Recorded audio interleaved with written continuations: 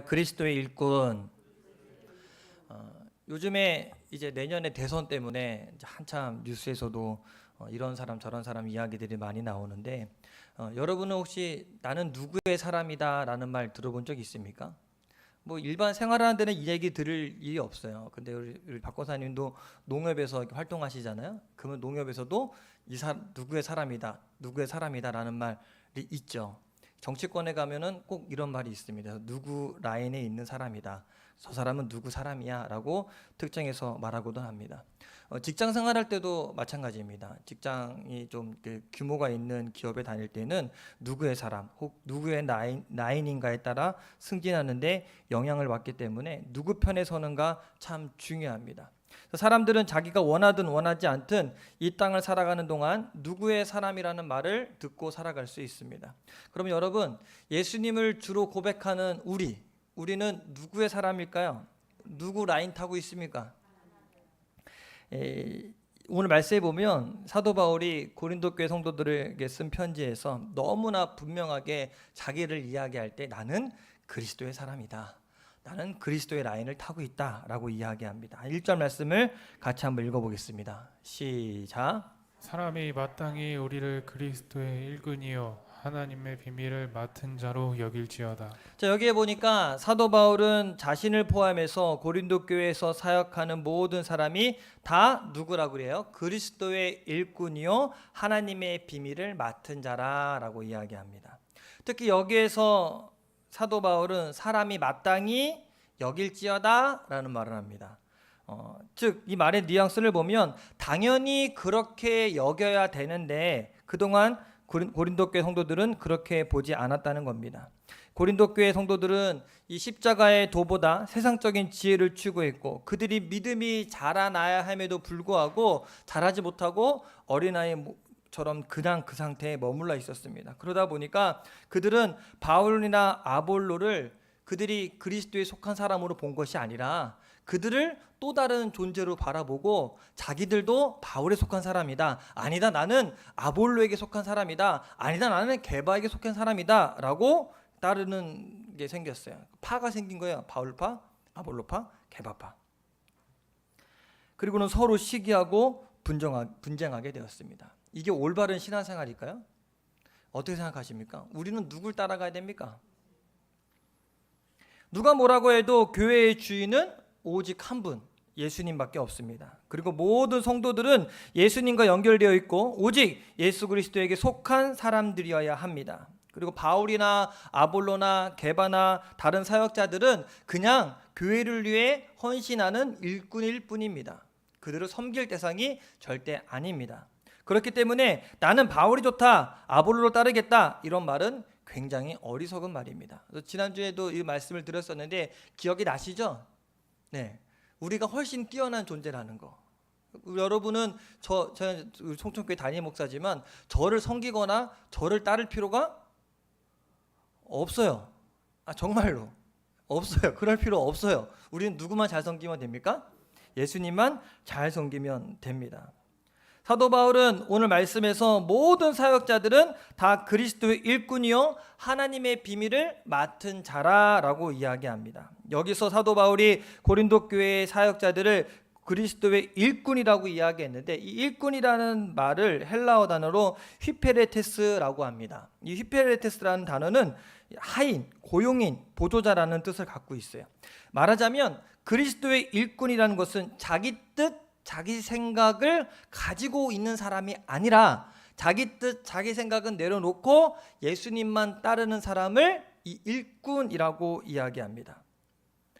조수예요, 조수. 조수가 자기 주장을 내세우면 됩니까? 안 됩니다. 그냥 시킨 대로 주인이 시킨 대로만 하면 아주 잘 뛰어난 사람이에요. 또 이 휘페레테스라는 말은요, 배 밑창에서 노젓는 사람이라는 뜻을 갖고 있어요. 이해가 되신지 모르겠지만 요즘 배는 이 동력으로 가잖아요. 근데 옛날 이 로마 시대만 해도 배 큰 전함을 움직이려면 배 밑에서 노예들이 이 노를 저었습니다. 그래서 상상을 못 하실까봐 사진을 준비했습니다. 이렇게 이 영화 배너의 한 장면인데 배 밑에요. 배 밑에서 노예들이 이 노를 젓고 있습니다. 그래서 다른 사람이 뭐 주겠어요? 그럼 이렇게 보면 양쪽에서 이렇게 나눠서 노를 젓습니다. 그래서 이 배 밑에 그 배를 움직이려면 이들이 호흡을 잘 맞추어서 균일한 힘과 균일한 리듬으로 노를 져야 됩니다. 그래서 배가 빨리 가고 똑바로 갈 수 있는 거예요. 만약 그렇게 하지 않으면 노 젓는 노예들이 누구는 빨리 젓고 누구는 천천히 젓고 누구는 힘껏 저으면 배가 앞으로 잘 나가지도 않습니다. 그래서 가운데에서 이 노예들을 이 한마음 될 수 있게 북을 치기도 하고 또 이 채찍으로 올바르게 할 수 있도록 하는 사람들이 그 안에서 꼭 있습니다. 교회도 마찬가지입니다. 성도들은 그리스도의 일꾼 휘페르테스입니다. 우리는 그리스도의 말씀에 호흡을 맞춰서 함께 교회를 섬겨야 됩니다. 그런데 어떤 사람은 열심히 하고 어떤 사람은 반감만 하고 있다면 그 교회는 결코 하나님의 역사를 경험할 수 없습니다. 한번 상상해 보세요. 아까 전에 사진 보셨잖아요. 양쪽에서 이쪽에 있는 노예들과 이쪽에 있는 노예들이 이렇게 노를 젓는데 이쪽에 있는 사람들은 열심히 져요. 근데 이쪽에 있는 사람들은 그래 니들 져라, 우리 안 질 거다. 팔을 나눈 거예요. 우리는 젓는 파, 우리는 안 젓는 파. 배가 어떻게 될까요? 예? 그냥 앞으로 잘 가겠죠. 아마 한쪽으로 뺑글 돌기만 할 겁니다. 그래서 교회는요, 어느 누구 하나가 이끌어서 가는 단체가 아닙니다. 우리가 다 협력해서 그리스도의 지체된 우리가 하나 되어서 하나님 앞에 나아가는 것이 우리 교회가 되어야 될 줄 믿습니다. 또 오늘 말씀에서 우리가 눈길을 끄는 단어가 하나 있는데 거기에 하나님의 비밀을 맡은 자라는 겁니다. 하나님의 비밀이 뭘까요? 비밀은 남들에게 숨겨진 것을 말하는 것이 비밀입니다. 말하자면 저와 여러분에게는 알려져 있지만 세상 사람들에게는 감추어져 있는 것. 뭐예요? 복음입니다. 복음. 하나님이 이 세상을 사랑해서 예수님을 구원자로 보내셨다는 것. 예수님이 십자가에서 우리 대신 죽음으로 우리가 구원받을 수 있는 길이 열렸다는 것. 그리고 십자가의 보혈로 우리 죄를 사해 주셨고 우리가 예수님을 구원자로 믿을 때 우리를 의롭다 하고 또한 성령을 부어주셔서 하나님의 자녀로 거듭나게 하시고 하나님 나라의 백성이 되게 하셨다는 것. 그리고 우리를 통해 온 세상에 복음이 전해지고 교회가 세워지도록 한다는 것. 이것이 하나님이 우리에게 알려주신 비밀입니다. 세상 사람들은 알지 못하는. 중요한 것은 하나님께서 저와 여러분에게 이 비밀인 복음을 맡겨주셨다는 겁니다. 여러분, 비밀은 누구한테 이야기할까요? 아무한테나 이야기합니까? 아무한테나 얘기하면 비밀이 아닙니다. 비밀은 가까운 사람, 내가 믿을 만한 사람에게 그 비밀을 이야기합니다. 말하자면 하나님은 저와 여러분들을 그렇게 믿을 만하고 신뢰하기 때문에 이 비밀을 맡겨주셨어요. 그렇다면 왜 하나님은 비밀을 우리에게 맡겨주셨을까? 너만 알고 있어 라고 알려주셨을까요? 아니에요. 아무한테 말하지 마. 아니에요. 하나님은 우리에게 이 비밀을 맡기시면서 우리로 하여금 예루살렘과 유대 땅끝까지 이르러 이 복음을 전해라. 이 비밀을 알게 해라 라고 우리에게 맡겨주신 겁니다. 그래서 사람들이 십자가의 복음을 믿어서 제사함 받고 구원받게 하려고 하신 겁니다. 그러므로 저와 여러분들은 그리스도의 일꾼이요 하나님의 비밀을 맡은 자라는 사실을 분명히 기억하고 하나님이 맡겨주신 하나님의 비밀을 온 세계에 전하는 신실한 사람이 될 수 있게 되기를 간절히 축원합니다. 그러면 우리 다 그리스도의 일꾼인데 이 좋은 일꾼이 있고 안 좋은 일꾼이 있죠. 다 똑같은 일꾼이 아니잖아요. 그러면 좋은 일꾼을 판단하는 기준이 과연 뭘까요? 오늘 말씀해 보니까 그리스도의 일꾼들을 판단하는 아주 분명한 기준이 하나 나오는데 2절 말씀을 같이 한번 읽어보겠습니다. 시작. 그리고 맡은 자들에게 구할 것은 충성이니라. 이 말은 일꾼을 판단하는 기준이 너 어느 학교 출신이냐, 누가 더 학식이 뛰어나고 누가 더 말을 잘하느냐, 이것이 아니라는 겁니다. 이거 세상의 기준입니다. 세상에서는요, 좋은 직장에 들어가려면 좋은 스펙을 갖고 있어야 돼요. 좋은 경력이 있어야 됩니다. 어느 학교 나왔냐, 네가 얼마큼 말을 잘하냐, 지식이 얼마큼 많이 있느냐 중요합니다. 그런데 우리를 그리스도의 일꾼으로 부른 주님은 그런 것 하나도 보지 않습니다. 어디 출신, 어느 재능 하나도 보지 않습니다. 주님께서 우리에게 보시기 원하는 것 딱 하나입니다. 따라해 볼까요? 충성. 군대 가면 많이 합니다. 충성. 충성이에요. 충성. 충성. 충성이 어떤 겁니까? 뭐를 충성이라 그래요? 이거를 좀 다른 말로 좀 쉽게 바꿔보면 충성이라는 단어를 이 성실이라는 단어로 바꿔도 괜찮습니다. 주님께서 여러분과 저의 삶에서 보고 싶어하는 것, 바로 우리에게 맡겨주신 것에 대해 우리가 얼마나 성실하게 임하고 있느냐 보고 싶어 하신다는 것입니다. 여러분, 예수님께서 달란트 비유를 하십니다. 5달란트, 2달란트, 1달란트 맡긴 자. 근데 이들이요, 주님께서 칭찬한 사람들의 특징이 있습니다. 이들이 뭐 어떻게 했습니까? 일 잘했습니까? 남기긴 했죠. 일 잘했습니까? 잘했다는 표현보다 성실하게 했어요. 근데 1달란트 맡은 자는 어떻게 했습니까? 땅 파서 묻어놨어요. 나 손해보는 것보다 그냥 묻어놓는 게 나아. 성실했습니까? 이 사람이, 이 종이 그 1달란트 갖고서는 도망갔습니까? 자기를 위해 썼습니까? 아니요. 근데 아무것도 하지 않았어요. 성실하지 않았다는 겁니다. 주님이 우리에게 보시고 싶어하는 것, 바로 이 성실함입니다. 이 충성입니다. 또한 충성은 성령의 열매입니다. 충성스러움은 하나님을 닮은 성품이에요. 하나님은 이랬다 저랬다 하는 분이 아닙니다. 태초부터 지금까지 한 번도 변함없으신 분이 하나님이에요. 우리가 변하지 하나님은 안 변하십니다. 그리고 변함없이 저와 여러분들을 신실하게 사랑하십니다. 내가 최선을 다해 주님께 예배할 때만 사랑하고 세상에서 방황할 때는 안 사랑하냐? 아니에요. 여전히 우리를 사랑하시는 분이 하나님이십니다. 그렇기 때문에 성령의 사람들, 하나님의 영이 그 안에 있는 사람들은요, 그들의 삶에 충성이라는 열매를 맺게 될 것입니다. 왜? 성령님이 우리 안에 계시니까. 여러분, 카네기 아십니까? 강철왕 카네기라고 그러죠. 굉장히 이 부를 많이 갖고 있던 이분이 이제 은퇴를 하면서 후계자를 세울 때 많은 이슈가 되었습니다. 그 회사의 중역들 중에 아주 뛰어나고 탁월한 사람들이 많이 있었는데 그들을 다 제쳐놓고 이 쉬브라는 사람을 후계자로 지명을 했어요. 왜 사람들이 놀랐냐면 이 쉬브라는 사람은 학력이 초등학교밖에 나오지 않았기 때문에 그 큰 회사의 대표를 세우는데 초등학교 졸업한 사람을 대표로 세운 거예요. 사람들이 놀랄까요? 안 놀랄까요? 놀래요. 이 쉬브라는 사람은 원래 이 카네기 회사의 정원을 청소하는 청소부로 취직했었습니다. 근데 이게 얼마나 성실하게 일을 잘하는지, 정원이면은 밖에잖아요. 밖에만 청소하면 될 것을 밖에가 청소 다 하면 그 안에 내부까지도 청소를 깨끗하게 했어요. 이분이 성실과 근면하니까 눈에 띄어서 정식 직원으로 채용이 되었고, 또 이제는 청소하는 일이 아니라 사무를 맡는 사무원이 되었고, 또 거기서 성실하게 일을 잘하니까 카네기의 눈에 들어서 카네기의 비서로 고용하게 되었습니다. 이런 예화도 있습니다.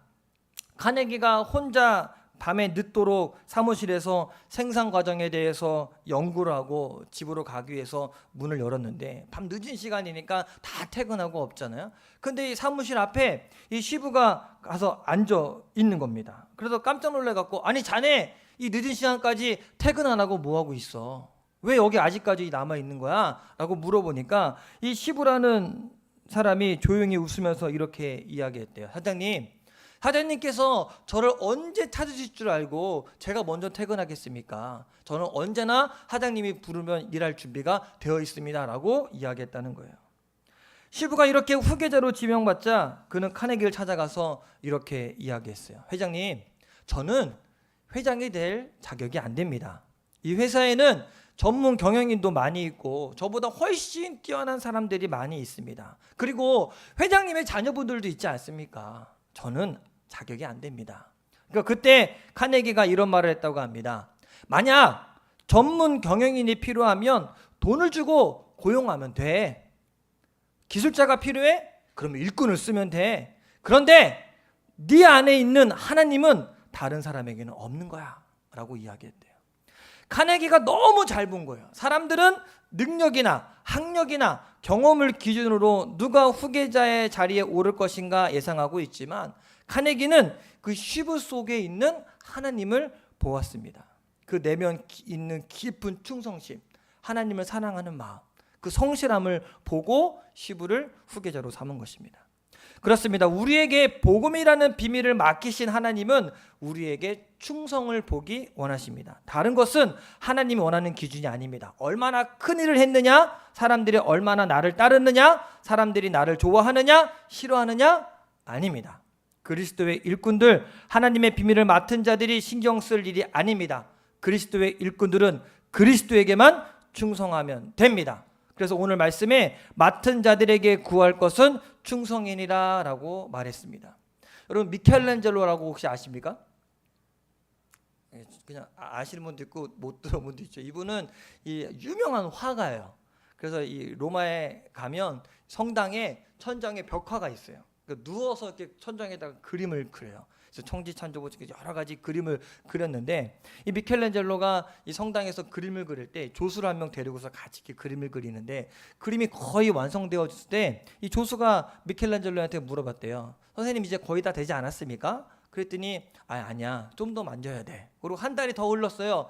조수가 보니까 아주 훌륭해요. 아유 선생님 이제 그만해도 되지 않겠습니까? 그랬더니 미켈란젤로가 아니야 좀 더 손봐야 돼 하면서 또 한 달이 흘렀어요. 그 조수가 보니까 더 손댈 것도 없고 완벽해요. 그러니까 이제 또 이야기합니다. 선생님 이제 됐죠? 이제 충분하지 않습니까? 선생님 보시기에 어떻습니까? 라고 얘기했더니 미켈란젤로가 이렇게 얘기했대요. 내가 보기엔 괜찮은데 이제는 주님 보시기에 괜찮아야지 라고 이야기했대요. 기준이 어디에 있습니까? 하나님께서요. 그러니까 그게 지금 세월이 엄청나게 지났음에도 불구하고 그 그림 보면 은혜가 돼요. 근데 우리가 충성한다고 하면서 자칫 잘못하다간 예수님께 그리스도에게 충성하는 것이 아니라 사람에게 충성하는 경우가 종종 있습니다. 여러분 우리가 교회에서 이 그리스도의 일꾼으로 헌신할 때 우리가 우리 자신도 모르게 다른 사람들의 판단에 흔들릴 수 있어요. 누가 너에 대해서 이런저런 이야기한다? 그러면 그것이 얼마나 신경이 쓰이는지 몰라요. 그러다 보니까 다른 사람의 비판이나 칭찬이 우리는 너무 민감해지고 있어요. 왜? 기준이 어디에 있다 보니까 그럴까요? 사람에게 있으니까. 그리스도에게 충성하기보다 사람들의 눈치를 보다가 상처받기도 하고 힘들어하는 겁니다. 눈치 볼 필요가 없어요. 이런 것에 대해 사도 바울은 아주 단호하게 이야기합니다. 3절에 같이 한번 읽어볼까요? 시작. 너희에게나 다른 사람에게나 판단받는 것이 내게는 매우 작은 일이라 너도 나를 판단하지 아니하노니. 자, 여기 보니까 사도 바울은요 고린도 교회 성도들이 바울 자신에게 이렇고 저렇고 이야기하는 많은 일들이 있다는 걸 알고 있었어요. 내게는 근데 그 일이 매우 작은 일이다 라고 이야기합니다. 그런 사람의 비판이나 평가에 대해서 바울 자신은 아주 조금도 개의치 않는다는 거예요. 근데 이 비판이요 굉장합니다. 자, 성경을 좀 찾아봤더니 고린도후서를 읽어보면요 바울에 대한 이런저런 비판에 대한 이야기들이 나오는데 예를 들면 성도들이 바울의 외모에 대해서 시비를 걸었어요. 사람 외모에 대해서. 그거만큼 치사한 게 있습니까? 내가 이렇게 태어나고 싶어 태어났나? 안 그래요? 네, 근데 성경에 보면 기록에 의하면 바울이 키도 작고 머리도 벗겨졌다고 해요. 외모는 볼품 없었다고 합니다. 그런데 외모에 대해서 시비를 걸어요. 또 어떤 사람은 바울한테 너 진짜 사도 아니잖아. 네가 무슨 사도야? 라고 이야기해요. 근데 실제로 사도 바울은 예수님이 부활 승천하신 다음에 그 다음에 부르신 사도이기 때문에 사람들 눈에 봤을 때는 12명의 사도 안에 바울이 들어가지 않는다라고 이야기해요. 그래서 바울이 가는 곳마다 이 문제가 제기되어서 여러분 느끼셨는지 모르겠지만 서신서를 읽어보면 첫 시작에 뭐라고 하냐면 그리스도 예수의 부름을 받은 나 바울은 라고 이야기해요. 나는 사람이 부른 게 아니라 예수님이 나를 직접 불렀다라는 것을 늘 변호하며 얘기했던 게 바울이었어요. 또 어떤 사람은 바울이 말이 시원치 않다, 언변이 형편없다라고 시비를 걸었고 또 언행이 일치하지 않는다라고 이야기하고 그의 지식이 볼 것 없다고 이야기하고 깊은 영적 체험이 없다라고 이야기하다고 하고 고린도후서를 읽어보면요 이런 이야기들이 계속 나옵니다. 그런데 바울이요 그런 말에 조금도 흔들림이 없겠다는 거예요. 흔들리지 않겠다는 겁니다. 다른 사람들이 자신에 대해 어떻게 생각하든 그것이 바울에게는 조금도 중요하지 않다는 것입니다. 그것만이 아니라 사도 바울은 나도 나를 판단하지 않겠다라고 이야기해요. 왜 바울은 다른 사람들의 판단에 흔들리지 않고 또 자기 스스로도 자신을 판단하지 않겠다고 이야기했을까? 오늘 말씀에 그 답이 나오거든요. 4절 말씀 같이 한번 읽어볼까요? 시작. 내가 자책할 아무것도 깨닫지 못하나 그러나 이로 말미암아 의롭다 함을 얻지 못하노라. 다만 나를 심판하실 이는 주시니라. 뭐라고 이야기해요? 자신을 판단할 이는 사람도 아니고 나도 아니고 오직 하나님밖에 없다. 여러분, 누가 나를 심판할 수 있겠습니까? 판단할 수 있는 사람은 한 사람밖에 없다는 거예요. 나를 불러주시고 나를 일꾼 삼아주시고 나에게 비밀을 맡겨주신 분, 그 하나님만 나를 판단하시면 됩니다. 사람의 판단은요, 틀릴 때가 훨씬 더 많습니다. 사람의 판단은요, 정확하지 않습니다. 완전할 수 없어요. 그러니 사람들로부터 칭찬받았다고 교만할 필요 없고 사람들이 판단했다고 흔들릴 필요가 없습니다. 누가 우리를 뭐라고 해도 우리는 하나님의 판단을 기다려야 합니다. 그래서 사도 바울은 이렇게 권면합니다. 5절 말씀을 같이 한번 읽어볼까요? 시작. 그러므로 때가 이르기 전 곧 주께서 오시기까지 아무것도 판단하지 말라. 그가 어둠에 감추인 것을 드러내고 마음의 뜻을 나타내시리니 그때에 각 사람에게 하나님으로부터 칭찬이 있으리라. 무슨 말입니까? 때가 이르기 전, 그 마지막 판단의 때가 오기 전에 너무 서둘러서 스스로 판단하거나 다른 사람들의 판단을 마지막 판단으로 여기지 말라는 겁니다. 주님이 오시는 그때에 주께서 친히 판단해 주신다고. 하나님은 겉으로 드러나는 행동만 보시는 것이 아니라 우리 마음의 깊은 곳에 숨어있는 모든 것을 살피시는 분입니다. 하나님만이 우리에 대한 마지막 판단자가 될 수 있습니다. 내가 잘했니 못했니, 신앙생활을 제대로 했니 못했니, 그 기준을 사람이 할 수 없다는 거예요. 때로는 어느 목사님이 그렇게 판단할 수도 있어요. 근데 목사님도 사람입니다. 목사님 판단이 정확하지 않습니다. 우리의 판단은 누구에게 맡기면 됩니까? 하나님. 그때가 되면 우리 주님은 우리 마음속의 동기와 의도, 그리고 우리가 주님을 향해 눈물을 흘리며 기도했던 것들까지도 다 밝히시고 우리를 향해서 잘했다 칭찬하실 것입니다. 특히 그때 각 사람에게 하나님으로부터 칭찬이 있으리라 라고 이야기합니다. 마지막 심판, 그러면 우리 어떻게 생각합니까? 심판하면 좋은 생각 드세요? 나쁜 생각 드세요? 네? 심판 그러면 우리는 혼나는 것만 생각해요. 근데 마지막에 심판 때 오늘 뭐라고 이야기합니까? 하나님으로부터 칭찬이 있으리라. 할렐루야. 처벌받는 거 아니라는 거예요.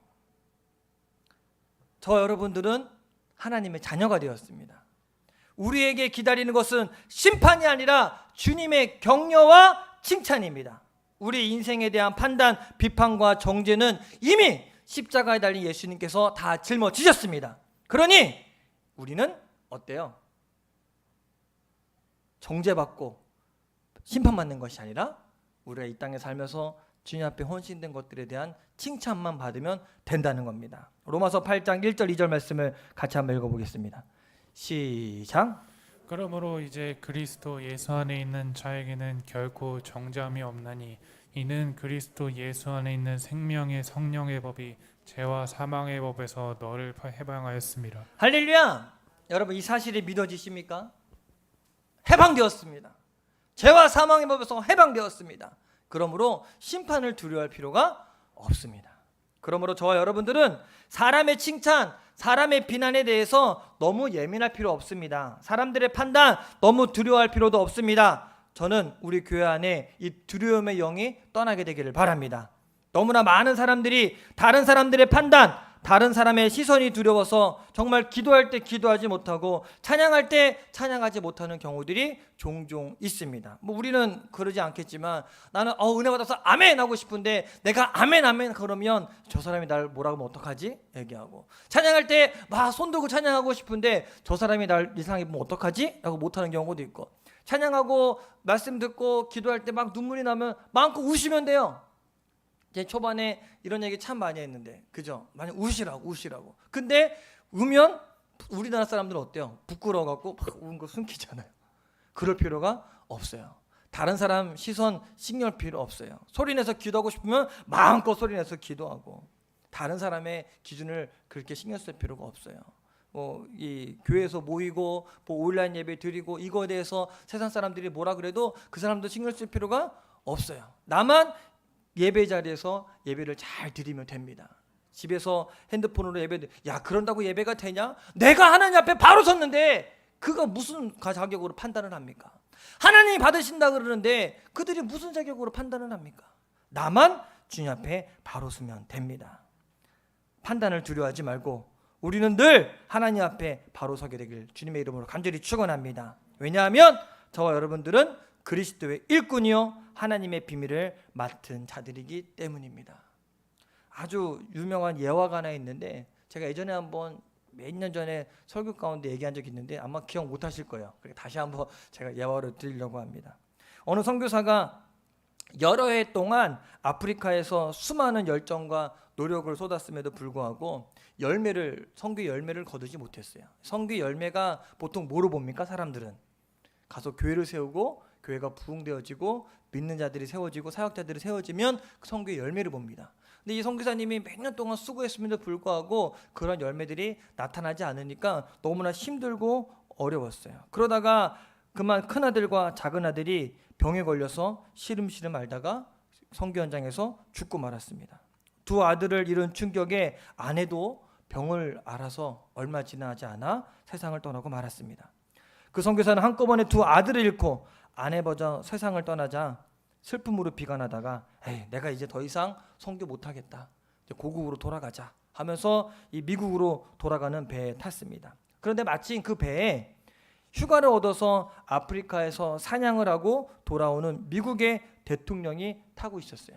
배가 샌프란시스코에 도착했을 때 대통령을 맞이하기 위해서 수많은 사람들이 이 샌프란시스코 공항에 항구에 다 모여들었어요. 선착장에 나와 있어서 군악대가 동원되고 예포 소리가 들려지고 붉은 이 카페트가 쫙 깔리면서 대통령이 내려오니까 그렇게 사람들이 환대하고 이 빵빠레를 울리는 겁니다. 선교사가요 그 모습을 보고 어떤 마음을 품었냐면 저 대통령은 휴가 놀러 갔다가 돌아오는데도 저렇게 환영을 받는구나. 나는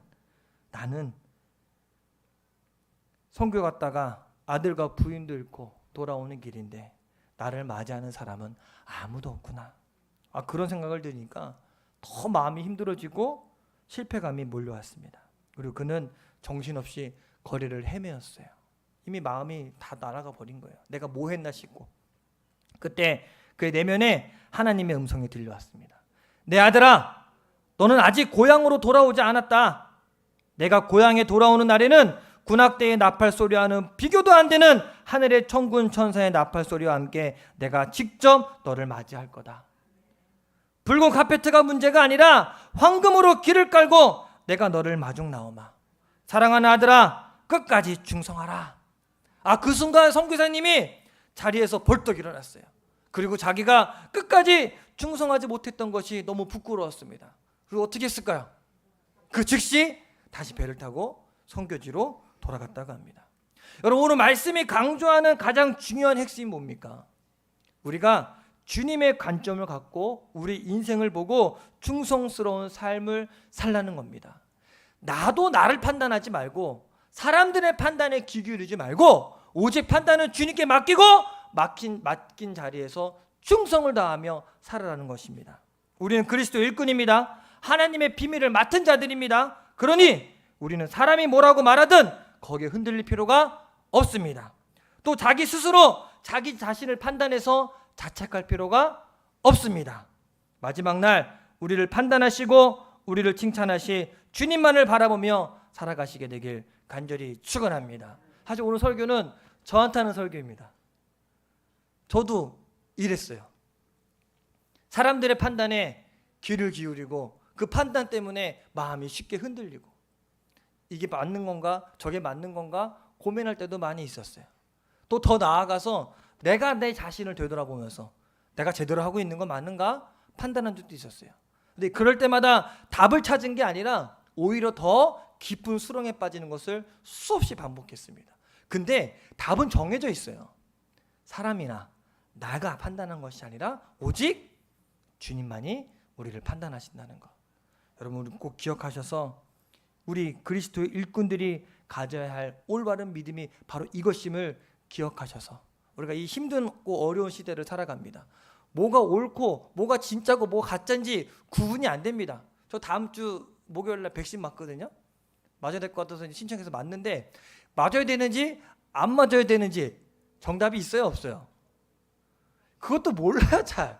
코로나 걸려야 되는지 안 걸려야 되는지 뭐가 맞는지 그런지를 판단할 수 없는 시대를 살아갑니다. 그런데 사람들은 판단을 하고 있어요.